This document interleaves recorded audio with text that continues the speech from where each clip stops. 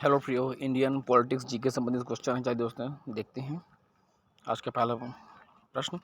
भारत के कितने राष्ट्रपति निर्विरोध चुने गए हैं? ए 1, बी 2, सी 4 या ऑप्शन नंबर डी 3। तो इसका करेक्ट आंसर दोस्तों ऑप्शन नंबर बी 2। इसका क्वेश्चन देखते हैं। निम्नलिखित कथनों पर ध्यान दीजिए। दो इसमें कथन है। तो पहला कथन देखते हैं। उपराष्ट्रपति जो राज्यसभा के पदेन अध्यक्ष भी हैं, संसद का सदस्य नहीं है। सेकंड है, उपराष्ट्रपति जो राज्यसभा के पदेन अध्यक्ष भी हैं, को वोट देने का अधिकार नहीं है।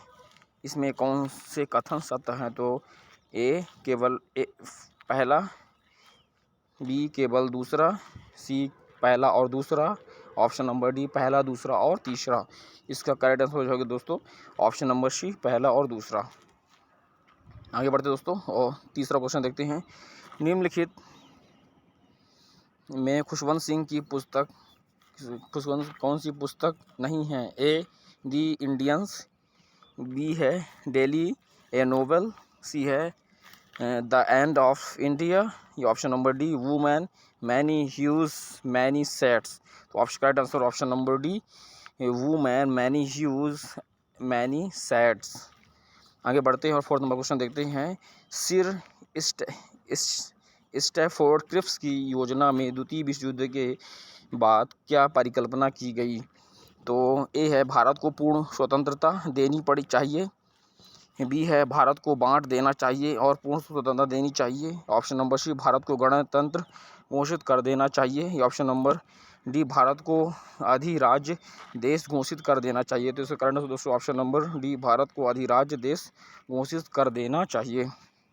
आगे बढ़ते हैं और फिफ्थ नंबर क्वेश्चन देखते हैं दोस्तों। निम्नलिखित में से कौन यह निश्चित करता है कि भारत सशस्त्र बलों के सदस्यों के लिए मौलिक अधिकार कैसे लागू किए जा सकते हैं?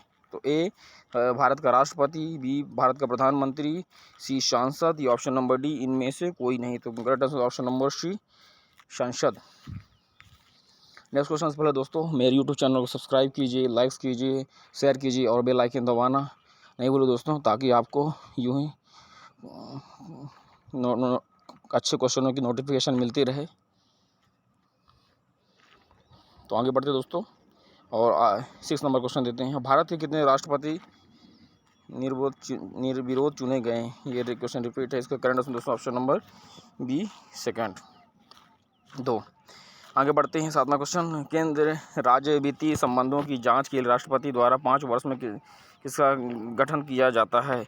ए वित्त आयोग, बी अंतर्राज्यीय आयोग या ऑप्शन नंबर सी अंतर्राज्यीय समिति या ऑप्शन नंबर डी जोनल समिति। Correct answer option number A वित्तीय आयोग। और आगे बढ़ते हैं 8वां नंबर क्वेश्चन देते हैं। भारत के नियंत्रक और महालेखा परीक्षक की राज्य के लेखाओं संबंधी रिपोर्ट किसके सामने पेश की जाती है? ए राष्ट्रपति, बी राज्यपाल, सी मुख्यमंत्री या ऑप्शन नंबर डी प्रधानमंत्री। तो इसका करेक्ट आंसर दोस्तों हो जाएगा ऑप्शन नंबर बी राज्यपाल। आगे बढ़ते हैं और 9वां क्वेश्चन देखते हैं। निम्नलिखित में क्या राज्य के मुख्य सचिव का कार्य नहीं है? ए पूरे सचिवालय पर नियंत्रण रखना, बी मुख्यमंत्री को प्रशासन के सभी मुद्दों पर सलाह देना, सी राज्य सरकार के प्रवक्ता के रूप में कार्य करना या ऑप्शन नंबर डी राज्य के मामलों की रिपोर्ट केंद्रीय मंत्रियों को भेजना। तो इसका करेक्ट दोस्तों हो जाएगा ऑप्शन नंबर डी राज्य के मामलों की रिपोर्ट केंद्रीय मंत्रियों को भेजना। और आगे बढ़ते दोस्तों 10वां क्वेश्चन और आखिरी क्वेश्चन देखते हैं आज का।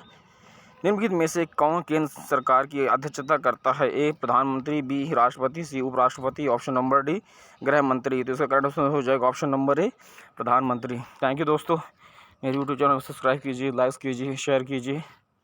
फिर मिलते दोस्तों और अपना ख्याल रखिए।